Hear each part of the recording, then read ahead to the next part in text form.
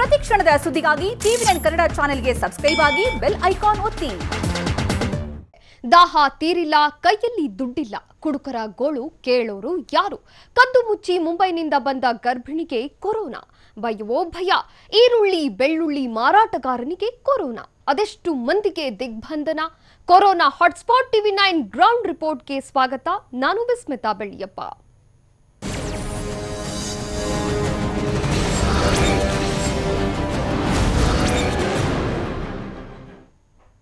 ಬೆಂಗಳೂರಿನ ಶಿವಾಜಿನಗರದ ಬೀದಿಯಲ್ಲಿ ಭಯ ಶುರುವಾಗಿದೆ.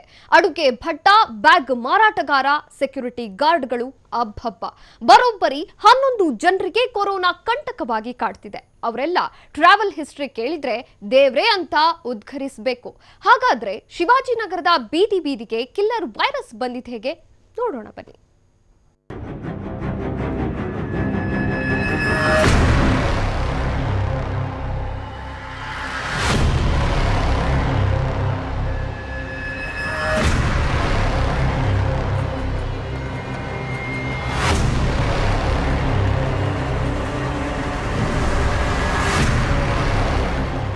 ಸ್ತಬ್ಧ, ಎಲ್ಲವೂ ಸ್ತಬ್ಧ. ಜನರಿಂದ ತುಂಬಿ ತುಳುಕುತ್ತಿದ್ದ ಶಿವಾಜಿನಗರದಲ್ಲಿ ಮೌನ ಆವರಿಸಿದೆ. ಅದೊಬ್ಬ ಹೌಸ್ ಕೀಪರ್ನಿಂದ ಈಗ ಇಡೀ ಶಿವಾಜಿನಗರದಲ್ಲಿ ಕೊರೋನಾ ಆತಂಕ ಎದುರಾಗಿದೆ. ಆತನ ಜೊತೆ ಸಂಪರ್ಕದಲ್ಲಿದ್ದ 11 ಜನರಿಗೂ ಕೊರೋನಾ ಒಕ್ಕರಿಸಿದ್ದು. ಇವರೆಲ್ಲರ ಟ್ರಾವೆಲ್ ಹಿಸ್ಟ್ರಿಯೇ ಭಯಾನಕವಾಗಿದೆ. 11 ಜನರದ್ದು ಒಂದೊಂದು ಕೆಲಸ, ಒಂದೊಂದು ದಾರಿ. ಇವರ ಟ್ರಾವೆಲ್ ಹಿಸ್ಟ್ರಿಯನ್ನ ಪತ್ತೆ ಹಚ್ಚೋದೇ ದೊಡ್ಡ ಸವಾಲಾಗಿದೆ.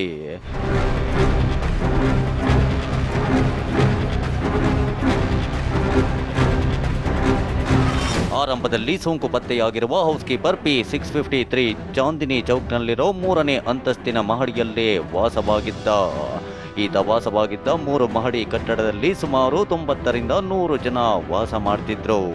ಹೌಸ್ ಕೀಪರ್ ಶಿವಾಜಿನಗರದ ಗಲ್ಲಿಗಳಲ್ಲಿ ತಿರುಗಾಡಿದ್ದ. ಹೌಸ್ ಕೀಪರ್ಗೆ ಕೊರೋನಾ ಸೋಂಕು ದೃಢವಾಗ್ತಾ ಇದ್ದ ಹಾಗೆ ಈತನ ಜೊತೆ ಪ್ರಾಥಮಿಕ ಹಾಗೂ ದ್ವಿತೀಯ ಸಂಪರ್ಕಕ್ಕೆ ಬಂದಿದ್ದ 70 ಜನರನ್ನ ಕ್ವಾರಂಟೈನ್ ಮಾಡಲಾಗಿತ್ತು. ಈ ಪೈಕಿ 22 ಜನರ ಸ್ಯಾಂಪಲ್ ಅನ್ನ ನಿನ್ನೆ ಪರೀಕ್ಷೆಗೆ ಕಳುಹಿಸಲಾಗಿತ್ತು. ಇದರಲ್ಲಿ ದ್ವಿತೀಯ ಸಂಪರ್ಕ ಹೊಂದಿದ್ದ 11 ಜನರಲ್ಲಿ ಸೋಂಕು ದೃಢವಾಗಿದೆ. ಇದು ಮತ್ತಷ್ಟು ಆತಂಕಕ್ಕೆ ಕಾರಣವಾಗಿದೆ. ಸಿಲಿಕಾನ್ ಸಿಟಿಲಿ ದಿನದಿಂದ ದಿನಕ್ಕೆ ಕೊರೋನಾ ಪಾಸಿಟಿವ್ ಸಂಖ್ಯೆಗಳು ಹೆಚ್ಚಾಗ್ತಾ ಇದೆ. ಶಿವಾಜಿನಗರದಲ್ಲಿ ಇಂದು 11 ಪ್ರಕರಣಗಳು ಒಂದೇ ದಿವಸ ಪತ್ತೆಯಾಗಿರುವಂಥದ್ದು. ಜೊತೆಗೆ ಏನು ಪ್ರಾಥಮಿಕ ಸಂಪರ್ಕ ಹೊಂದಿದಂತಹ ಹೌಸ್ ಕೀಪರ್ನಿಂದ ದ್ವಿತೀಯ ಸಂಪರ್ಕ ಹೊಂದಿದಂತಹ 11 ಜನರಿಗೆ ಪಾಸಿಟಿವ್ ಪ್ರಕರಣಗಳು ದಾಖಲಾಗಿರುವಂಥದ್ದು. ನಿಜಕ್ಕೂ ಕೂಡ ಹೌಸ್ ಕೀಪರ್ನಿಂದ 11 ಜನಕ್ಕೆ ದಾಖಲಾಗಿರುವಂತಹ ಮತ್ತು ಕಾಣಿಸಿಕೊಂಡಿರುವಂತಹ ಪ್ರಕರಣಗಳು ಶಿವಾಜಿನಗರದ ಒಂದು ರೀತಿಯಂತ ಆತಂಕಕ್ಕೂ ಕೂಡ ಕಾರಣವಾಗಿರುವಂಥದ್ದು. ಏನು ಪೇಷಂಟ್ ನಂಬರ್ 653 ಇದ್ದಾನೆ, ಅವನು ಸದ್ಯ ಚಾಂದಿನಿ ಚೌಕ್ನ ಪ್ರಮುಖ ಸ್ಟ್ರೀಟ್ ಅಲ್ಲಿರುವಂತಹ ಒಂದು ಬಹುಮಹಡಿ ಕಟ್ಟಡದಲ್ಲಿ ವಾಸವಾಗಿರ್ತಾನೆ. 3 ಅಂತಸ್ತಿನ ಈ ಕಟ್ಟಡದಲ್ಲಿ 2ನೇ ಮಹಡಿಯಲ್ಲಿ ಈತ ವಾಸವಾಗಿರ್ತಾನೆ. ಜೊತೆಗೆ ಈ ಒಂದು ಕಟ್ಟಡದಲ್ಲಿ 90ರಿಂದ 100 ಜನ ಇವನ ಸಹಪಾಠಿಗಳು ಕೂಡ ವಾಸವಾಗಿರ್ತಾರೆ. 100 ಜನರಲ್ಲಿ ಸುಮಾರು 70 ಜನರಿಗೆ ಕ್ವಾರಂಟೈನ್ಗೆ ಕೂಡ ಒಳಪಡಿಸಲಾಗಿರುತ್ತೆ. ಇನ್ನು ಲಾಕ್ಡೌನ್ ಸಮಯದಲ್ಲಿ ಪೇಷಂಟ್ 653 ಈ ಹೌಸ್ ಕೀಪರ್ ಏನಿದ್ದಾನೆ ತಾನು ಕೆಲಸ ನಿರ್ವಹಿಸುವಂತಹ ಹೋಟೆಲ್ನಿಂದ ಈ ಒಂದು ಚಾಂದಿನಿ ಚೌಕಿ ಕಡೆಗೆ ಬರ್ತಾ ಇರ್ತಾನೆ, ಜೊತೆಗೆ ಓಡಾಟ ಮಾಡ್ತಾ ಇರ್ತಾನೆ. ಈ ಒಂದು 3 ಅಂತಸ್ತಿನ ಮಹಡಿಯಲ್ಲೂ ಕೂಡ ಬೇರೆ ಬೇರೆ ಮಹಡಿಗಳಿಗೂ ಕೂಡ ಓಡಾಟವನ್ನು ಮಾಡಿರ್ತಾನೆ. ಸದ್ಯ ಈಗ ಆತನ ದ್ವಿತೀಯ ಸಂಪರ್ಕದಲ್ಲಿದ್ದಂತಹ 70 ಜನರನ್ನ ಒಂದು ವರದಿಯನ್ನ ತರಿಸಿಕೊಂಡು ಅವರನ್ನ ವರದಿಯನ್ನ ಕಳಿಸಿದಾಗ ಅದರಲ್ಲಿ 22 ಜನರ ವರದಿಯನ್ನ ನಿನ್ನೆ ಕಳಿಸಲಾಗಿತ್ತು. ಲ್ಯಾಬ್ಗೆ ಕಳಿಸಿದಾಗ ಅದರಲ್ಲಿ 11 ಪಾಸಿಟಿವ್ ಪ್ರಕರಣಗಳು ಇವತ್ತಿನ ಒಂದು ಹೆಲ್ತ್ ಬುಲೆಟಿನ್ ಅಲ್ಲಿ ದಾಖಲಾಗಿರುವಂತದ್ದು. ಈ 11 ಜನರ ಕೆಲಸಗಳನ್ನ ಕೇಳಿದ್ರೆ ನಿಜಕ್ಕೂ ಕೂಡ ಬೆಚ್ಚಿ ಬೀಳಿಸುವಂತಹ ಸಂಗತಿ ಈಗ ಸದ್ಯ ಎದುರಾಗಿರುವಂತದ್ದು. ಯಾಕೆಂದ್ರೆ ಪ್ರಾಥಮಿಕ ಸಂಪರ್ಕ ಹೊಂದಿದವರಿಗಿಂತನೂ ಕೂಡ ದ್ವಿತೀಯ ಸಂಪರ್ಕ ಹೊಂದಿದಂತಹ 11 ಪುರುಷರಿಗೆ ಒಂದು ಪಾಸಿಟಿವ್ ಪ್ರಕರಣ ದಾಖಲಾಗಿದೆ. ಈ 11 ಜನ ಏನಿದ್ದಾರೆ ಶಿವಾಜಿನಗರದಲ್ಲಿ ಬೇರೆ ಬೇರೆ ಕೆಲಸಗಳಲ್ಲಿ ಭಾಗಿಯಾಗಿದ್ದರು.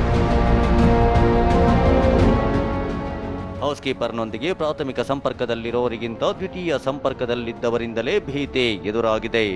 ಯಾಕಂದ್ರೆ ಈಗ ಸೋಂಕು ಪತ್ತೆಯಾಗಿರುವ 11 ಜನರು ಕೂಡ ಈತನ ಜೊತೆ ದ್ವಿತೀಯ ಸಂಪರ್ಕದಲ್ಲಿದ್ದವರು. ಈ 11 ಜನರು ಶಿವಾಜಿನಗರದಲ್ಲಿ ಬೇರೆ ಬೇರೆ ಕಡೆ ಕೆಲಸ ಮಾಡ್ತಿದ್ರು. ಒಬ್ಬಾತ ಕನ್ನಿಂಗ್ಹ್ಯಾಮ್ ರಸ್ತೆಯ ಸಿಮೆಂಟ್ ಅಂಗಡಿಯಲ್ಲಿ ಕೆಲಸ ಮಾಡಿದ್ರೆ, ಇಬ್ರು ಸೆಕ್ಯೂರಿಟಿ ಗಾರ್ಡ್, ಒಬ್ಬ ಸೇಲ್ಸ್ಮನ್, ಓರ್ವ ಅಡುಗೆ ಭಟ್ಟ ಹಾಗೂ ಮತ್ತೊಬ್ಬ ಕೆಫೆ ಕಾಫಿ ಡೇಯಲ್ಲಿ ಕೆಲಸ ಮಾಡ್ತಿದ್ದ. ಇನ್ನೊಬ್ಬ ಶಿವಾಜಿನಗರದ ಚರ್ಚ್ ಮುಂದೆ ಬ್ಯಾಗ್ ಮಾರಾಟ ಮಾಡ್ತಿದ್ದ. ಇನ್ನಿಬ್ಬರು ಕೆಲಸದ ಹುಡುಕಾಟದಲ್ಲಿದ್ರು. ಈಗ ಇವರಿಗೆ ಸೋಂಕು ತಗುಲಿದ್ದು. ಈ 11 ಜನರ ಓಡಾಟ ಹಾಗೂ ಟ್ರಾವೆಲ್ ಹಿಸ್ಟ್ರಿ ನೋಡಿದ್ರೆ ಶಿವಾಜಿನಗರ ಬೆಂಗಳೂರಿನ ಕೊರೋನಾ ಹಾಟ್ಸ್ಪಾಟ್ ಏರಿಯಾ ಆಗುತ್ತಾ ಅನ್ನೋ ಆತಂಕ ಎದುರಾಗಿದೆ. ಚರ್ಚ್ ಮುಂದೆ ಬ್ಯಾಗ್ಗಳನ್ನ ಮಾರಿದ್ರೆ ಇನ್ನಿಬ್ರು ಸಿಮೆಂಟ್ ಅಂಗಡಿಯಲ್ಲಿ ಕೆಲಸ ಮಾಡ್ತಾ ಇರ್ತಾರೆ. ಮತ್ತಿಬ್ರು ಸೆಕ್ಯೂರಿಟಿ ಗಾರ್ಡ್ಗಳಾಗಿ ಕೂಡ ಕೆಲಸ ನಿರ್ವಹಿಸುತ್ತಾರೆ. ಇನ್ನಿಬ್ರು ಕೆಲಸಗಳು ಇಲ್ದೇನೆ ಈ ಒಂದು ಏರಿಯಾದಲ್ಲಿ ಈತನ ಜೊತೆಗೆ ಸಹಪಾಠಿಯಾಗಿರ್ತಾರೆ. ಆದರೆ ಸದ್ಯ ಈಗ 11 ಪ್ರಕರಣಗಳು ದಾಖಲಾದ ನಂತರ ಶಿವಾಜಿನಗರದ ಚಾಂದಿನಿ ಚೌಕನ್ನ ಸಂಪೂರ್ಣವಾಗಿ ಕೂಡ ಆತ ವಾಸವಾಗಿದ್ದಂತಹ ಕಟ್ಟಡ ಆಗಿರ್ಬೋದು, ಜೊತೆಗೆ ಆತನ ಸುತ್ತಮುತ್ತಲಿನ ಏರಿಯಾವನ್ನು ಕೂಡ ಸೀಲ್ ಡೌನ್ ಅನ್ನ ಮಾಡಲಾಗಿದೆ. ಜೊತೆಗೆ ಒಂದೇ ದಿವಸಕ್ಕೆ 11 ಪಾಸಿಟಿವ್ ಪ್ರಕರಣಗಳ ದಾಖಲಾದ ಬೆನ್ನಲ್ಲೇ ಕಂಪ್ಲೀಟ್ ಆಗಿ ಏರಿಯಾವನ್ನು ಕೂಡ ಬ್ಯಾರಿಕೇಡ್ಗಳನ್ನು ಅಳವಡಿಸಿರುವಂಥದ್ದು. ಜೊತೆಗೆ ಜನರ ಓಡಾಟಕ್ಕೂ ಕೂಡ ನಿರ್ಬಂಧವನ್ನು ಹೇರಲಾಗಿದೆ. ವಾಹನಗಳ ಓಡಾಟಕ್ಕೂ ಕೂಡ ಬ್ರೇಕ್ ಹಾಕಲಾಗಿದೆ. ಒಬ್ಬ ಹೌಸ್ ಕೀಪರ್ನಿಂದ 11 ಜನರಿಗೆ ಸೋಂಕು ಒಕ್ಕರಿಸಿದೆ. ಈ 11 ಜನರ ಟ್ರಾವೆಲ್ ಹಿಸ್ಟ್ರಿ 11 ತರ ಇದೆ. ಈ 11 ಜನ ಎಲ್ಲೆಲ್ಲಿ ಓಡಾಡಿದ್ರು, ಈ 11 ಜನರ ಜೊತೆ ಪ್ರಾಥಮಿಕ ದ್ವಿತೀಯ ಸಂಪರ್ಕಕ್ಕೆ ಬಂದವರ ಹುಡುಕಾಟವೇ ಈಗ ದೊಡ್ಡ ಸವಾಲಾಗಿರುವಂಥದ್ದು. ಜೊತೆಗೆ ಈ 11 ಜನರಿಂದ ಮತ್ತೆ ಅದೆಷ್ಟು ಮಂದಿಗೆ ಸೋಂಕು ಒಕ್ಕರಿಸಲಿದೆ ಅನ್ನೋ ಭಯವೂ ಕೂಡ ಎದುರಾಗಿದೆ. ವಿನಯ್ ಕಾಶಂಪುರ್, TV9 ಬೆಂಗಳೂರು. ಕೊರೋನಾ ಆರ್ಭಟ ಹೆಚ್ಚಿ ದೇಶವೇ ಲಾಕ್ಡೌನ್ ಆಗ್ತಿದ್ದಂತೆ ಶಾಕ್ಗೆ ಒಳಗಾಗಿದ್ದು ಮದ್ಯಪ್ರಿಯರು. ಇನ್ನೇನು ಮದ್ಯ ಮಾರಾಟಕ್ಕೆ ಅನುಮತಿ ಸಿಗ್ತಾ ಇದ್ದಂತೆ ಸಿಳ್ಳೆ ಹೊಡೆದಿದ್ದೇನು, ಬೆಳಬೆಳಗ್ಗೆ ಎದ್ದು ಕ್ಯೂ ನಿಂತಿದ್ದೇನು. ಅಬ್ಬಬ್ಬ, ಆದ್ರೆ ಈಗ ಸ್ಥಿತಿ ಹೇಗಿದೆ ಅಂತೀರಾ? ಅದನ್ನ ಅವರ ಬಾಯಲ್ಲೇ ಕೇಳಬೇಕು. 1.5 ತಿಂಗಳಿಂದ ಸುರಗಂಗೆಯ ದರ್ಶನ ಸಿಗದೆ ಒದ್ದಾಡ್ತಿದ್ದ ದೇಹಗಳು ಮೇ 4ನೇ ತಾರೀಕು ಹೇಗೆಲ್ಲ ಖುಷಿ ಪಟ್ವೋ ನೋಡಿ. ಬಿಸಿಲಾದ್ರೇನು ಮಳೆಯಾದ್ರೇನು ಅಂತ ಕ್ಯೂ ನಿಂತಿದ್ದು ಕೈ ತುಂಬಾ ಪರ್ಚೇಸ್ ಮಾಡಿದ್ದು.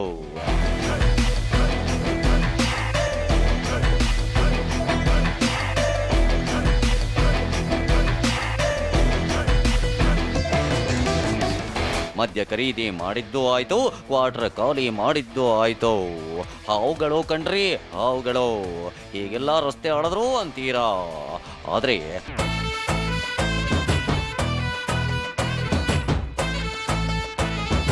11 ದಿನ ಕಳೆದ ನಂತರ ಸೀನ್ ಕಂಪ್ಲೀಟ್ ಚೇಂಜ್. ಎಣ್ಣೆ ಅಂಗಡಿಗಳೆಲ್ಲ ಖಾಲಿ. ಮೊದಲನೇ ದಿನ 1 ಕಿಲೋಮೀಟರ್ ಕ್ಯೂ ಇತ್ತು. ಆವತ್ತು ಪೊಲೀಸ್ ಬಂದಿಗಳು ಸಹಕರಿಸಿದ್ರು, ಬ್ಯಾರಿಕೇಡ್ ಹಾಕಿದ್ದು, ಅವರೆಲ್ಲ ಇದರಿಂದ ಕಂಟ್ರೋಲ್ ಮಾಡಿದ್ರು. ಗಲಾಟೆನೂ ಆಗ್ತಾ ಹೋಯ್ತು, ರಶ್ ಇತ್ತು.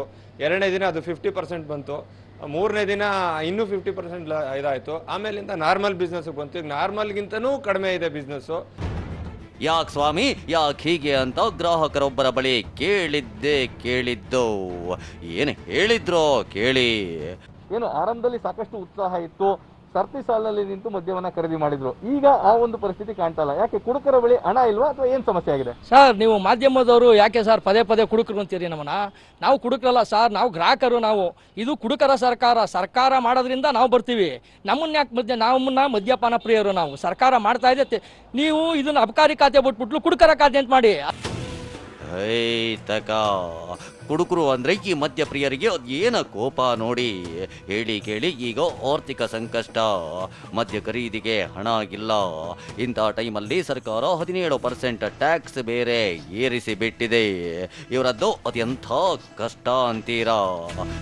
ಈಗ 17% ಏರಿಸಿದ್ದಾರೆ, ಕೆಲಸ ಇಲ್ಲ. 17% ಏರಿಸಿ ಎಲ್ಲಿ ತಗೊಳ್ಳೋದು? ಜನಕ್ಕೆ ದುಡ್ಡೆಲ್ಲಿದೆ? ಕೆಲಸ ಇಲ್ಲ, ಸಾಲ. ಈಗ ನನಗೆ ಕೆಲಸ ಬೇಕು ಅಂದ್ರೆ ಕಡೆ ಪಕ್ಷ ಇನ್ನೂ 2 ತಿಂಗಳು ಬೇಕು ಸರ್, ಎಲ್ಲಿದೆ? ಹಾಗಾಗಿ ನಾನು ಓಪನ್ ಆದಾಗ 2 ಫುಲ್ ಬಾಟ್ಲು ತಗೊಂಡಿದ್ದೆ, ಕಾಸಿಲ್ಲ. ಬೆಳಗ್ಗೆ 1 ಕ್ವಾರ್ಟರ್ ತಗೊಂಡೆ, ಎಲ್ಲ 100 ರೂಪಾಯಿ ಇಸ್ಕೊಂಬಂದೆ. ತಿರ್ಗಾ ಇನ್ನೊಂದು 200 ರೂಪಾಯಿ ಇಸ್ಕೊಂಬಂದೆ. ಬರೀ ಸಾಲ ಆಗ್ಬಿಟ್ರೆ ಸರ್ಕಾರ ಉದ್ಯೋಗ ಕೊಟ್ಟಿಲ್ಲ, ಒಂದು ಯಾವುದು ಕಿಟ್ ಕೊಟ್ಟಿಲ್ಲ, ಯಾವ ಯೋಜನೆ ಕೊಟ್ಟಿಲ್ಲ. ಬರೀ 20,000 ಕೋಟಿ ಮೇಲಿಂದ ಸುರಿತೀನಿ ಅಂತಾರೆ, ಯಾರಿಗೂ 5 ಪೈಸೆ ಬಂದಿಲ್ಲ. ಎಣ್ಣೆ ಗೇಟಲ್ಲಿ ಎಂಥ ಮಾತು ನೋಡಿ. ಸಾಲ ಬರೀ ಸಾಲ ಅಂತೆ. ಇದಕ್ಕೆಲ್ಲ ಕಾರಣ ಸರ್ಕಾರ ಮಾಡಿದ್ದೇ ತಪ್ಪು ಅನ್ನೋದು ಇವರ ಖಂಡಿತವಾದ ವಾದ. ಸರ್ಕಾರಕ್ಕೆ ನಿಮಗೆ ನಡ್ಸಕ್ಕಾಗಲಿಲ್ಲ ಅಂದರೆ ಬಿಟ್ಬಿಡಿ. ಮೊದಲು ನೀವು ಏನು 4% 6% ಏರಿಸಿದ್ರಿ ಬಡ್ಜೆಟಲ್ಲಿ, ಅದೇ ನೀವು ಕೆಲಸ ಇಲ್ಲ, ಕೊರೋನಾ ಬಂದಿದೆ, ಇಡೀ ಪ್ರಪಂಚ ನಡುಗ್ತಾ ಇದೆ, ಅಂಥ ಸಮಯದಲ್ಲಿ ಅಷ್ಟು 17% ಏರ್ಸ್ಕೊಂಡು ಕುಂತ್ಕೊಬಿಟ್ರೆ ಎಲ್ಲಿ ತಂದು ಕೊಡ್ತಾರೆ? ಈಗ ಅವ್ನಿಗೆ ಸರಿಯಾದ ಪ್ಯಾಕೇಜ್ ಕೊಟ್ಟಿದ್ದೀರಾ? ಏನು ಮಾಡಿದ್ದೀರಿ? ಈಗ ಆಟೋ ಡ್ರೈವರ್ಗಳಿಗೆ 5,000 ಕೊಡ್ತೀನಿ ಅಂತೀರಾ, ಆ 5,000 ಕೊಡ್ಬಿಟ್ಟು ಇಲ್ಲೇ ಕಟ್ಬಿಡ್ತಾವ. ಅವನು ತಲೆ ಹೊಡಿತಾರಲ್ಲ, ಅವ್ರಿಗೆ ಹಾಕಿ ನೀವು ಟ್ಯಾಕ್ಸ್ಗಳು. ನಮ್ಮಂಥ ಬಡವ್ರ ಮೇಲೆ ಯಾಕೆ ಹಾಕ್ತೀರಿ ಸರ್? ದಿನಕ್ಕೆ ನಮ್ಮಿಂದ ಇದು ಒಬ್ಬೊಬ್ಬ ಅಂದ್ರು 2 ಕ್ವಾರ್ಟರ್ 3 ಕ್ವಾರ್ಟರ್ ಕುಡಿತಾನೆ, ಇಲ್ಲೇ ಆದಾಯ ಇರೋದು. ಅರೆ ವಾ, ಅಣಿ ಮುತ್ತಿನಂತೆ ಉದುರುತ್ತಿವೆ ಮಾತುಗಳು. ಇದೆಲ್ಲದರ ನಡುವೆ ಒಂದು ಮಾತ್ರ ನಿಜ. ಏನೋ ತಿಂಗಳಗಟ್ಲೆ ಎಣ್ಣೆ ಬಿಟ್ಟಿದ್ರು, ಓಪನ್ ಆಗ್ತಾ ಆಗಿದ್ದಂತೆ ಕುಣಿದು ಕುಪ್ಪಳಿಸಿದ್ರು. ಈಗ ಹಣದ ಅಭಾವ, ಹೀಗಾಗಿಯೇ ಅಂಗಡಿಗಳೆಲ್ಲ ತಂಡ ಹೊಡೆಯುತ್ತಿವೆ. ಹುಡುಗರ ಪರಿಸ್ಥಿತಿ ನೀರಿನಿಂದ ಹೊರತೆಗೆದ ಮೀನಿನಂತಾಗಿದೆ. ರಾಮ್, TV9 ಮೈಸೂರು. ತಬ್ಲಿಗಿ ಮತ್ತು ಅಜ್ಮೀರ್ ಯಾತ್ರಿಗಳ ಸೋಂಕಿನ ನಂಟಿನಿಂದಾಗಿ ನಲುಗ್ತಾ ಇರುವ ಬೆಳಗಾವಿಗೆ ಇದೀಗ ಮುಂಬೈನ ಧಾರಾವಿ ಅತಿ ದೊಡ್ಡ ಕಂಟಕವಾಗಿ ಕಾಡ್ತಾ ಇದೆ. ಕೊರೋನಾ ಅಟ್ಟಹಾಸಗೈಯುತ್ತಿದ್ದ ವೇಳೆಯಲ್ಲಿ ಅಕ್ರಮವಾಗಿ ಗಂಡನೊಂದಿಗೆ ಬಂದಿದ್ದ ಆ ಹೆಣ್ಣಿಗೀಗ ಸೋಂಕು ದೃಢವಾಗಿದ್ದು ಆಕೆಯ ಟ್ರಾವೆಲ್ ಹಿಸ್ಟ್ರಿ ಭಯ ಬೀಳಿಸುತ್ತಿದೆ. ಕುಂದಾನಗರಿಯಲ್ಲಿ ಕೊರೋನಾ ಅಟ್ಟಹಾಸಗೈಯುತ್ತಿದೆ. ಸೋಂಕಿತರ ಸಂಖ್ಯೆ 100ರ ಗಡಿ ದಾಟಿ ಹೋಗಿದೆ. ಬೆಳಗಾವಿ ಜಿಲ್ಲೆಯ 13 ಸ್ಥಳಗಳನ್ನ ಸೈಲ್ ಡೌನ್ ಮಾಡಲಾಗಿದೆ. ಇದರ ನಡುವೆ ಮತ್ತೊಂದು ಸಂಕಟ, ಅದು ಗರ್ಭಿಣಿ ಸಂಕಟ. ಎಸ್, ಮುಂಬೈನ ಧಾರಾವಿ ದೇಶದ ಕೊರೋನಾ ಹಾಟ್ಸ್ಪಾಟ್ ಆಗಿದೆ. ಸದ್ಯ ಅಲ್ಲಿಂದ ಬೆಳಗಾವಿಗೆ ಬಂದ 27 ವರ್ಷದ ಗರ್ಭಿಣಿಗೆ ಸೋಂಕಿರೋದು ದೃಢಪಟ್ಟಿದೆ. ಈ ಗರ್ಭಿಣಿ ಮೇ 3ರಂದು ಬೆಳಗಾವಿ ಜಿಲ್ಲೆಯ ನಿಪ್ಪಾಣಿ ತಾಲೂಕಿನ ಕೋಗನಹಳ್ಳಿ ಚೆಕ್ ಪೋಸ್ಟ್ಗೆ ಈ ಗರ್ಭಿಣಿ ಮತ್ತು ಈಕೆಯ ಗಂಡ ಬಂದಿದ್ದಾರೆ. ಆದರೆ ಇವರ ಬಳಿ ಅಗತ್ಯ ದಾಖಲೆಗಳಿರೋದಿಲ್ಲ. ಹೀಗಾಗಿ ಜಿಲ್ಲಾಡಳಿತ ವಾಪಸ್ ಕಳಿಸಿದೆ. ಆದರೆ ಗರ್ಭಿಣಿ ಮಾತ್ರ ವಾಪಸ್ ಹೋಗದೆ ಚೆಕ್ ಪೋಸ್ಟ್ ದಾಟಿ ಒಳ ಬಂದಿದ್ದಾರೆ. ಆಕೆ ಸಹೋದರ ಅನಧಿಕೃತವಾಗಿ ಆಕೆಯನ್ನ ಬೆಳಗಾವಿಯ ಸದಾಶಿವನಗರದಲ್ಲಿರೋ ಮನೆ ಕರ್ಕೊಂಡು ಬಂದಿದ್ದಾನೆ. ಬೆಳಗಾವಿಯ ಸದಾಶಿವನಗರದಲ್ಲಿರುವಂತಹ ಒಂದು ಗರ್ಭಿಣಿಗೆ ಸೋಂಕು ತಗುಲಿದ್ದಷ್ಟೇ ಅಲ್ಲದೆ ಈಗಾಗಲೇ ಆ ಒಂದು ಸೋಂಕಿತ ಗರ್ಭಿಣಿಯ ಟ್ರಾವೆಲ್ ಹಿಸ್ಟ್ರಿ ಕೂಡ ಪೊಲೀಸರು ಕಲೆ ಹಾಕ್ತಾ ಇರುವಂಥದ್ದು. ಖುದ್ದು ಏನು ಪೊಲೀಸ್ ಇಲಾಖೆಯವರು ಕೂಡ ಈಗಾಗಲೇ ಆ ಒಂದು ಏರಿಯಾಗಳಿಗೆ ಸೀಲ್ ಡೌನ್ ಮಾಡೋದಷ್ಟೇ ಅಲ್ಲದೆ ಒಂದು ಕಾಲನಿಯನ್ನು ಕೂಡ ಪರಿಶೀಲನೆ ನಡೆಸಿರುವಂಥದ್ದು. ಮೇಡಮ್, ಒಂದು ಕಡೆ ಈಗ ಟ್ರಾವೆಲ್ ಹಿಸ್ಟ್ರಿ ಒಂದು ಹಂತದಲ್ಲಿ ಎಲ್ಲೋ ಒಂದು ಕಡೆ ಹೆಚ್ಚಿನ ಕಡೆ ಓಡಾಡಿದ್ದಾರೆ ಅನ್ನುವಂಥದ್ದು ಮಾಹಿತಿ. ಈಗ ಅವರು 3 ಜನರ ವಿರುದ್ಧ ಕೇಸ್ ಕೂಡ ದಾಖಲು ಮಾಡ್ಕೊಂಡಿದ್ದೀರಿ, ಏನೆಲ್ಲ ಇದೆ ಮೇಡಮ್? ಕೇಸ್ ಅಂತೂ ದಾಖಲೆ ಆಗಿದೆ, ಇಲ್ಲಿ ಇಂಟಿಮೇಷನ್ ಮಾಡಿಲ್ಲ ಬಂದ ಮೇಲೆ ಅಂತ ತನಿಖೆ ನಡೀತಾ ಇದೆ. ಈಗ ಅದು ನೀವು ಎಲ್ಲ ಸುಮಾರು ಕಡೆ ಸೀದಾ ಮನೆಗೆ ಬಂದು ಬಿಟ್ಟು ಹೋಗಿದ್ದಾರೆ ಅಂತ ಸದ್ಯಕ್ಕೆ ಗೊತ್ತಾಗ್ತಿದೆ. ಬಟ್ ಈಗ ಕೇಸು ದಾಖಲಾಗಿದೆ, ವೆರಿಫೈ ಮಾಡ್ತೀವಿ. ಅವ್ರ ಹಿಸ್ಟ್ರಿ ಎಲ್ಲ ಇನ್ನೂ ತೆಗಿತಾ ಇದ್ದೀವಿ. ಬಟ್ ಸದ್ಯದ ಮಾಹಿತಿ ಪ್ರಕಾರ ಮನೆಗೆ ಬಂದೇ ಬಿಟ್ಟು ಹೋಗಿದ್ದಾರೆ. ಮುಂಬೈನಿಂದ ಬಂದಿದ್ದ ಗರ್ಭಿಣಿ ಬಗ್ಗೆ ಜಿಲ್ಲಾಡಳಿತಕ್ಕೆ ಯಾವುದೇ ಮಾಹಿತಿ ಇರೋದಿಲ್ಲ. ಆದರೆ 7 ತಿಂಗಳ ಗರ್ಭಿಣಿಯಾಗಿರೋ ಈಕೆ ಖಾಸಗಿ ಆಸ್ಪತ್ರೆಗೆ ಚೆಕಪ್ಗೆ ಹೋದಾಗ ಕೋವಿಡ್ ಟೆಸ್ಟ್ ಮಾಡಿಸ್ಕೊಂಡು ಬರುವಂತೆ ಹೇಳಿದ್ದಾರೆ. ಇದಾದ ಬಳಿಕ ಬೇರೊಂದು ಖಾಸಗಿ ಆಸ್ಪತ್ರೆಗೆ ಹೋದಾಗ ಈಕೆಗೆ ಅಲ್ಲಿಯೂ ಕೋವಿಡ್ ಟೆಸ್ಟ್ ಮಾಡಿಸಿ ಅಂದಿದ್ದಾರೆ. ಹೀಗಾಗಿ ಅನ್ಯ ಮಾರ್ಗವಿಲ್ಲದೆ ಈಕೆ ಬೆಳಗಾವಿ ಜಿಲ್ಲಾಸ್ಪತ್ರೆಯಲ್ಲಿ ಟೆಸ್ಟ್ ಮಾಡಿಸಿದ್ದಾರೆ. ಮಾರ್ಚ್ 14ರಂದು ಈಕೆಗೆ ಕೊರೋನಾ ಪಾಸಿಟಿವ್ ಇರೋದು ದೃಢವಾಗಿದೆ. ಇದರ ನಡುವೆ ಈಕೆ ರವಿವಾರ ಪೇಟೆ, ಖಡೆ ಬಜಾರ್ ಮಾರ್ಕೆಟ್ನಲ್ಲಿ ಓಡಾಡಿದ್ದಾರೆ. ಜೊತೆಗೆ ಟೈಲರ್ ಅಂಗಡಿಗೂ ಹೋಗಿ ಬಂದಿದ್ದಾರೆ. ಮೇ 3ಕ್ಕೆ ಅಕ್ರಮವಾಗಿ ಬೆಳಗಾವಿಗೆ ಬಂದಂತಹ ಗರ್ಭಿಣಿ, ಸೋಂಕಿತ ಗರ್ಭಿಣಿ ಮತ್ತು ಆಕೆಯ ಗಂಡ ಸಹೋದರ ಇದೇ ಒಂದು ಕಾಲನಿಯಲ್ಲಿ ಓಡಾಟವನ್ನು ನಡೆಸ್ತಾರೆ. ಬೆಳಗ್ಗೆ ಸಂಜೆ ವಾಕಿಂಗನ್ನು ನಡೆಸುವುದರ ಜೊತೆಗೆ ಮಾರ್ಕೆಟ್ಗೂ ಕೂಡ ಆ ಗರ್ಭಿಣಿಯೇ ಹೋಗಿದ್ಲು ಅನ್ನುವಂಥದ್ದು ಒಂದು ಕಡೆ. ಆದರೆ ಖಾಸಗಿ ಆಸ್ಪತ್ರೆಗೂ ಕೂಡ ಚಿಕಿತ್ಸೆಗೆಂದು ಹೋಗಿರ್ತಾರೆ. ಅದಾದ ಬಳಿಕ ಟೇಲರ್ ಶಾಪಿಗೂ ಕೂಡ ಗರ್ಭಿಣಿ ಹೋಗಿರುವಂಥದ್ದು. ಈ ಒಂದು ಕಾಲನಿಯಲ್ಲಿ ಓಡಾಟ ನಡೆಸುವುದಷ್ಟೇ ಅಲ್ಲದೆ ಕಾಲನಿಯ ಕೆಲವೊಂದಿಷ್ಟು ಜನರ ಸಂಪರ್ಕಕ್ಕೂ ಕೂಡ ಗರ್ಭಿಣಿ ಬಂದಿರುವಂಥದ್ದು. ಹೀಗಾಗಿ ಒಂದು ಹಂತದಲ್ಲಿ ಟ್ರಾವೆಲ್ ಹಿಸ್ಟ್ರಿ ಕಲೆ ಹಾಕುವುದರ ಜೊತೆಗೆ ಯಾರೆಲ್ಲ ಸಂಪರ್ಕಕ್ಕೆ ಬಂದಿದ್ದಾರೆ ಅನ್ನುವಂತಹ ಮಾಹಿತಿಯನ್ನು ಖುದ್ದು ಪೊಲೀಸರೇ ಪಡೆದುಕೊಳ್ತಾ ಇರುವಂಥದ್ದು. ಪ್ರತಿಯೊಬ್ಬರ ಮನೆಗೆ ಹೋಗೋದು ಅಷ್ಟೇ ಅಲ್ಲದೆ ಅವರ ಮಾಹಿತಿಯನ್ನು ಪಡೆದುಕೊಳ್ತಾರೆ. ಇಲ್ಲಿವರೆಗೂ 45 ಜನರ ಒಂದು ಏನು ಪ್ರಾಥಮಿಕ ಸಂಪರ್ಕಕ್ಕೆ ಬಂದವರನ್ನ ಕ್ವಾರಂಟೈನ್ ಕೂಡ ಮಾಡಲಾಗಿರುವಂಥದ್ದು. ಗರ್ಭಿಣಿಗೆ ಸೋಂಕು ದೃಢಪಡ್ತಾ ಇದ್ದಂತೆ ಆಕೆಯನ್ನ ಐಸೋಲೇಷನ್ ವಾರ್ಡ್ಗೆ ನೆನ್ನೆ ಶಿಫ್ಟ್ ಮಾಡಿದ್ರೆ ಈಕೆಯ ಟ್ರಾವೆಲ್ ಹಿಸ್ಟ್ರಿ ಹಿಂದೆ ಬಿದ್ದ ಬೆಳಗಾವಿ ಪೊಲೀಸರು ಸುಸ್ತಾಗಿದ್ದಾರೆ. ಹೌದು, ಮೇ 3ರಂದು ಬೆಳಗಾವಿಗೆ ಬಂದ ಸೋಂಕಿತ ಗರ್ಭಿಣಿ ಮೇ 11ರವರೆಗೂ ಯಾರಿಗೂ ಗೊತ್ತಾಗದಂತೆ ಬಿಂದಾಸಾಗಿ ಓಡಾಟ ನಡೆಸಿದ್ದಾಳೆ. ಜಿಲ್ಲಾಡಳಿತಕ್ಕೆ ವಿಚಾರ ಗೊತ್ತಾದ ನಂತರವಷ್ಟೇ ಮನೆಯಲ್ಲಿ ಕ್ವಾರಂಟೈನ್ ಆಗಿದ್ದು. ಜೊತೆಗೆ ಬೆಳಗ್ಗೆ ಸಂಜೆ ಸದಾಶಿವನಗರದಲ್ಲಿ ವಾಕಿಂಗ್ ಮಾಡಿದ್ದಾಳೆ. ಸದ್ಯ ಸೋಂಕಿತೆ ಕೊಟ್ಟಿರೋ ಮಾಹಿತಿ ಮೇಲೆ 10 ಜನ ಕುಟುಂಬಸ್ಥರು ಸೇರಿದಂತೆ ಒಟ್ಟು 45 ಜನರಿಗೆ ಕ್ವಾರಂಟೈನ್ ಮಾಡಲಾಗಿದೆ. ಬೆಳಗಾವಿ ಜಿಲ್ಲೆಗೆ ಇಲ್ಲಿವರೆಗೂ ತಬ್ಲಿಗಿ ಮತ್ತು ಅಜ್ಮೀರಿ ಯಾತ್ರಿಗಳ ಕಂಟಕ ಒಂದು ಕಡೆ ಆಗಿದ್ರೆ, ಇದೀಗ ಮತ್ತೆ ಏನು ಗರ್ಭಿಣಿ ಕಂಟಕ ಕೂಡ ಬೆಳಗಾವಿ ನಗರಕ್ಕೆ ಕಾಡ್ತಾ ಇರುವಂಥದ್ದು. ಯಾಕಂತಂದರೆ ಗರ್ಭಿಣಿಯ ಟ್ರಾವೆಲ್ ಹಿಸ್ಟ್ರಿಯನ್ನು ನೋಡಿದರೆ ಬೆಚ್ಚಿ ಬೀಳಿಸುವಂಥದ್ದು. ಸದ್ಯ ಆ ಒಂದು ಗರ್ಭಿಣಿ ಸೋಂಕಿತ ಗರ್ಭಿಣಿ ಏನಿದ್ಲು ಆ ಒಂದು ವಾಸವಿದ್ದ ಸದಾಶಿವನಗರದಲ್ಲೇ ನಾವಿರುವಂಥದ್ದು. ಈಗಾಗಲೇ ಆ ಸದಾಶಿವನಗರನ ಕಂಟೈನ್ಮೆಂಟ್ ಝೋನ್ ಅಂತೇಳಿ ಘೋಷಣೆ ಮಾಡಿರುವಂಥದ್ದು. ಇಲ್ಲಿ ಬ್ಯಾರಿಕೇಡ್ಗಳನ್ನು ಹಾಕಿ ಬಂದ್ ಮಾಡಿದ್ದು ಒಂದು ಕಡೆ ಆದರೆ, ಇಡೀ ಪೊಲೀಸ್ ಇಲಾಖೆ ಸದ್ಯ ಆ ಒಂದು ಗರ್ಭಿಣಿಯ ಟ್ರಾವೆಲ್ ಹಿಸ್ಟ್ರಿಯನ್ನು ಪತ್ತೆ ಹಚ್ಚೋಕ್ಕೆ ಹರಸಾಹಸ ಪಡ್ತಾ ಇದೆ ಅಂತ ಹೇಳ್ಬೋದು. ಯಾಕಂದರೆ ಸಾಕಷ್ಟು ಕಡೆಗಳಲ್ಲಿ ಗರ್ಭಿಣಿ ಓಡಾಟವನ್ನು ನಡೆಸಿರುವಂಥದ್ದು. ಇದರ ಜೊತೆಯಲ್ಲೇ ಅಕ್ರಮವಾಗಿ ರಾಜ್ಯಕ್ಕೆ ಎಂಟ್ರಿ ಕೊಟ್ಟ ಹಿನ್ನೆಲೆಯಲ್ಲಿ ಗರ್ಭಿಣಿ ಮತ್ತಾಕೆಯ ಗಂಡ, ಸಹೋದರ ಮತ್ತು ಕಾರ್ ಡ್ರೈವರ್ ಮೇಲೆ ಎಪಿಎಂಸಿ ಪೊಲೀಸ್ ಠಾಣೆಯಲ್ಲಿ ದೂರು ದಾಖಲಿಸಲಾಗಿದೆ. ಮುಂಬೈನಲ್ಲಿರೋ ಗಂಡ ಮತ್ತು ಡ್ರೈವರ್ ಬಂಧಿಸುವಂತೆ ಇಲ್ಲಿನ ಪೊಲೀಸರು ಮುಂಬೈ ಪೊಲೀಸರಿಗೆ ಮಾಹಿತಿ ನೀಡಿದ್ದಾರೆ. ಅರ್ಧ ಬೆಳಗಾವಿ ಸುತ್ತಿರೋ ಗರ್ಭಿಣಿ ನಗರದ ಜನರಿಗೂ ಸೋಂಕು ಹರಡಿರೋ ಆತಂಕ ಕಾಡ್ತಿದ್ದು ಜಿಲ್ಲಾಡಳಿತ ಸಮರೋಪಾದಿಯಲ್ಲಿ ಕೆಲಸ ನಿರ್ವಹಿಸ್ತಾ ಇದೆ. ಸಹದೇವ್ ಮಾನೆ, TV9 ಬೆಳಗಾವಿ. ದಾವಣಗೆರೆ ಜನ ಈರುಳ್ಳಿ ಬೆಳ್ಳುಳ್ಳಿ ಅಂದ್ರೆ ಸಾಕು ಜನ ಬೆಚ್ಚಿ ಬೀಳ್ತಿದ್ದಾರೆ. ಈಗಾಗಲೇ ಈರುಳ್ಳಿ ಬೆಳ್ಳುಳ್ಳಿ ತಿಂದವರ ಎದೆಯಲ್ಲೂ ಅವಲಕ್ಕಿ ಕುಟ್ಟಲಾರಂಭಿಸಿದೆ. ಇದಕ್ಕೆಲ್ಲ ಕಾರಣ ಏನ್ ಗೊತ್ತಾ? ಅದುವೇ ಕೊರೋನಾದ ಈರುಳ್ಳಿ ಬೆಳ್ಳುಳ್ಳಿ ನಂಜು. ಏನಿದು ಈರುಳ್ಳಿ ಬೆಳ್ಳುಳ್ಳಿ ನಂಟಿನ ಕತೆ ಅಂತೀರಾ? ಅದನ್ನ ತೋರಿಸ್ತೀವಿ ನೋಡಿ.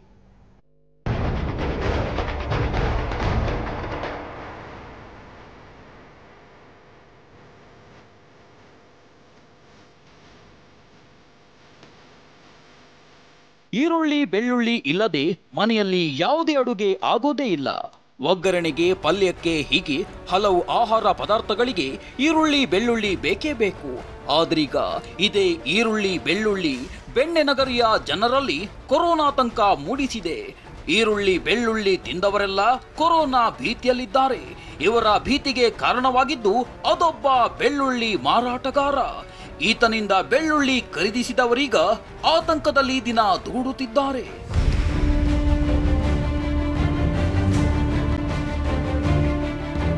ಬೆಣ್ಣನಗರಿಯಲ್ಲಿ ದಿನದಿಂದ ದಿನಕ್ಕೆ ಕೊರೋನಾ ಆತಂಕ ಹೆಚ್ಚಾಗುತ್ತಲೇ ಇದೆ.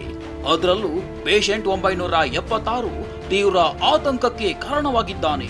ಯಾಕಂದ್ರೆ ಈತ ದಾವಣಗೆರೆ ನಗರದ ರೈತರ ಬೀದಿಯ ನಿವಾಸಿ. ಈತನದು ಬಿರಿಯಾನಿ ಹೋಟೆಲ್ ಇತ್ತು. ಲಾಕ್ಡೌನ್ ಆದ ಹಿನ್ನೆಲೆ ಬೆಳ್ಳುಳ್ಳಿ ವ್ಯಾಪಾರವನ್ನ ಆರಂಭಿಸಿದ್ದ. ಹೊಸ ಬಸ್ ನಿಲ್ದಾಣ ಸೇರಿದಂತೆ ನಗರದ ಬಹುತೇಕ ಕಡೆ ಸುತ್ತಾಡಿ ತಳ್ಳುಗಾಡಿಯಲ್ಲಿ ಬೆಳ್ಳುಳ್ಳಿ ಮಾರಾಟ ಮಾಡಿದ್ದಾನೆ. ಅನಾರೋಗ್ಯ ಕಾಣಿಸಿಕೊಂಡಾಗ ಆತನ ರಕ್ತದ ಮಾದರಿ ಸಂಗ್ರಹಿಸಲಾಗಿತ್ತು. ಪರೀಕ್ಷೆ ಬಳಿಕ ಪಾಸಿಟಿವ್ ಬಂದಿದೆ. ಇದೀಗ ಈತನ ಪ್ರಾಥಮಿಕ ಸಂಪರ್ಕದಲ್ಲಿದ್ದ 24 ಜನರನ್ನ ಕ್ವಾರಂಟೈನ್ ಮಾಡಲಾಗಿದೆ.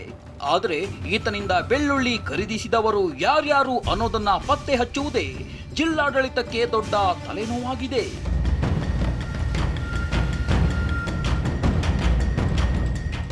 ಬೆಳ್ಳುಳ್ಳಿ ಮಾರಾಟ ಮಾಡಿದವನದ್ದು ಒಂದು ಕಥೆಯಾದ್ರೆ ಈರುಳ್ಳಿ ಮಾರಾಟ ಮಾಡಿದವನದ್ದು ಮತ್ತೊಂದು ಕತೆ. ಮೇ 3ರಂದು ನಗರದ ಬೇತೂರು ರಸ್ತೆಯ ನಿವಾಸಿ ಕೊರೋನಾ ಪಾಸಿಟಿವ್ ಬಂದಿದೆ. ಈತ ಈರುಳ್ಳಿ ಮಾರಾಟಗಾರ. ಬಾಗಲಕೋಟೆ, ಚಿತ್ರದುರ್ಗ, ಹಾಸನ್, ಬಳ್ಳಾರಿ ಜಿಲ್ಲೆಯ ಕೂಡ್ಲಿ ಸೇರಿದಂತೆ ಬಹುತೇಕ ಕಡೆ ಸುತ್ತಾಡಿ ಈರುಳ್ಳಿ ಮಾರಾಟ ಮಾಡಿದ್ದಾನೆ. ಆದರೆ ಈತನಿಗೆ ಸೋಂಕು ತಗುಲಿದ್ದು ಹೇಗೆ ಅನ್ನೋದೇ ಇದೀಗ ದೊಡ್ಡ ಪ್ರಶ್ನೆಯಾಗಿದೆ.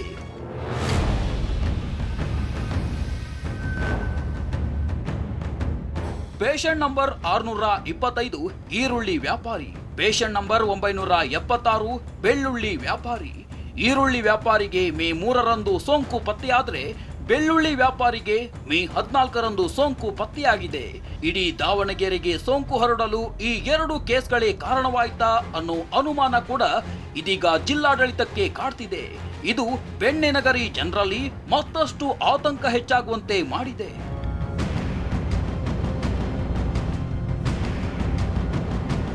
ಈಗಾಗಲೇ ಜಿಲ್ಲೆಯಲ್ಲಿ 88 ಕೇಸುಗಳು ಪತ್ತೆಯಾಗಿವೆ. ಒಂದೆಡೆ ಕೊರೋನಾ ಪ್ರಕರಣ ಮೂಲ ತಿಳಿಯುತ್ತಿಲ್ಲ, ಇನ್ನೊಂದೆಡೆ ಈರುಳ್ಳಿ ಬೆಳ್ಳುಳ್ಳಿ ನಂಜಿನ ರಹಸ್ಯ ಮತ್ತೊಂದು ಪ್ರಶ್ನೆಯನ್ನ ಹುಟ್ಟು ಹಾಕಿದೆ.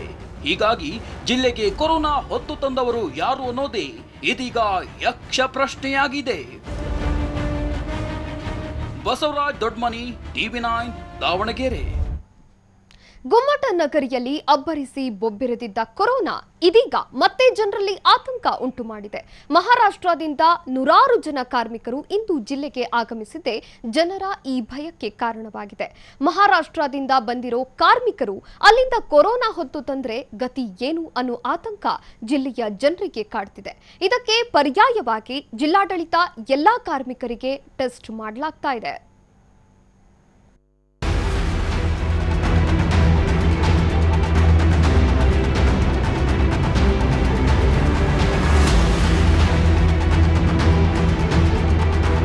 ವಿಜಯಪುರ ಗುಳೆಗೆ ತೆರಳುವವರ ನಾಡು ಅಂತಾನೆ ಕುಖ್ಯಾತಿ ಪಡೆದ ಜಿಲ್ಲೆ. ಇಲ್ಲಿನ ಬಹುತೇಕ ಬಡವರು ನೆರೆಯ ಮಹಾರಾಷ್ಟ್ರಕ್ಕೆ ಕೆಲಸ ಅರಿಸಿ ಹೋಗೋದು ವಾಡಿಕೆ. ಹೀಗೆ ಜೀವನೋಪಾಯಕ್ಕಾಗಿ ತೆರಳಿದ್ದವರು ಕೊರೋನಾ ಹೊಡೆತಕ್ಕೆ ಸಿಲುಕಿದ್ರು.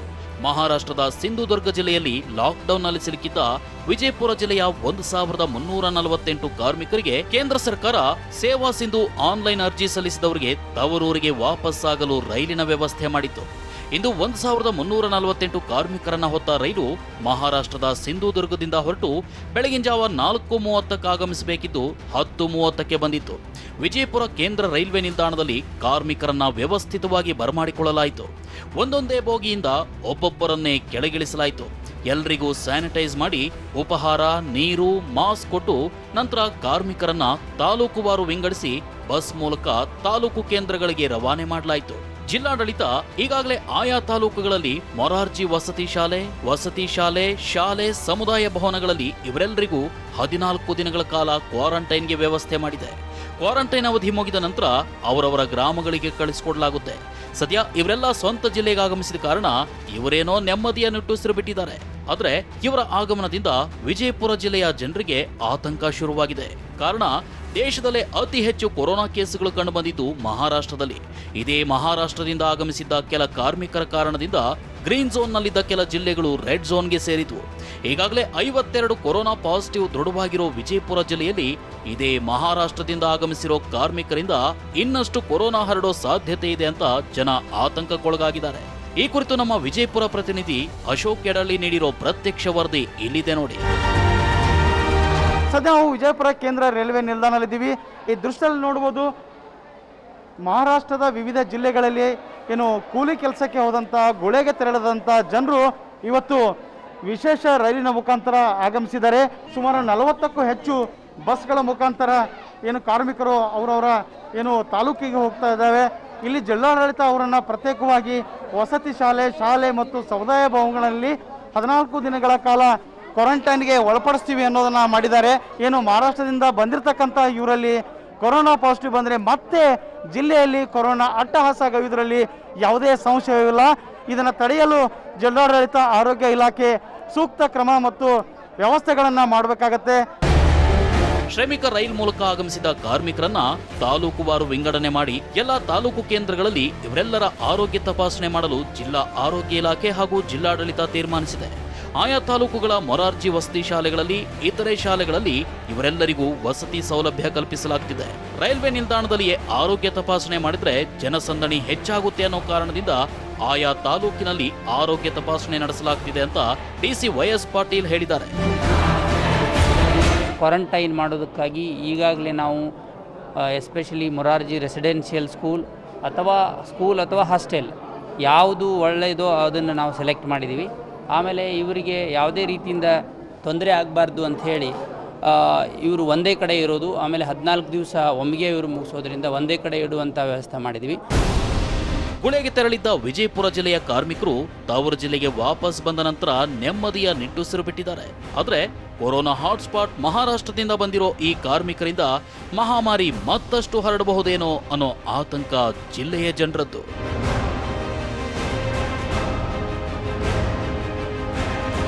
ಅಶೋಕ್ ಕೆಡಳ್ಳಿ, TV9 ವಿಜಯಪುರ.